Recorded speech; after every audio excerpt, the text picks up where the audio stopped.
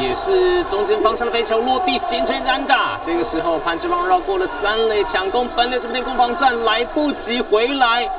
第3个出局数哦，在本垒这边，中外野手一个精彩的长传啊，应该会挑战，会不会是挑战最后那个位置？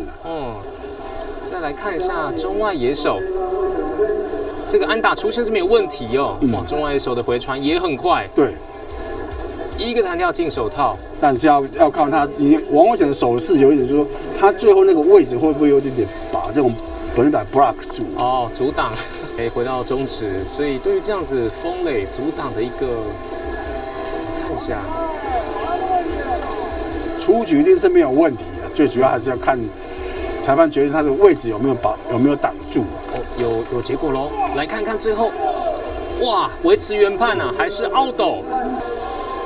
再来看一下另外的角度，这支安打形成是没有问题的。那郭天信的回传球也很快，一个弹跳进手套。对，最就是他最后这个动作。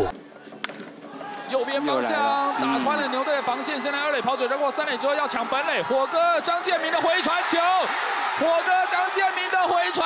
又挡住了这一分啊！钟成佑有眼不识张建民啊，这记录上是一支安打，但是分数没有回来，反倒变成蓝绿熊队啊，在这个半局第3个出局数。我们再来看一次，这是刚刚新农牛队右外野手火哥张建民啊，著名的雷射肩啊，这个传球速度够快啊！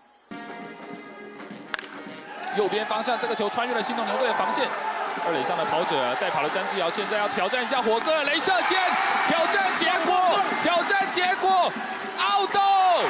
这场比赛张建民第2次的驻杀了，今年球季张建民第13次的驻杀挡住了这一分了，让带跑的詹志尧在本垒之前饮恨。不过在9局上半，蓝绿球队还是攻下了1分。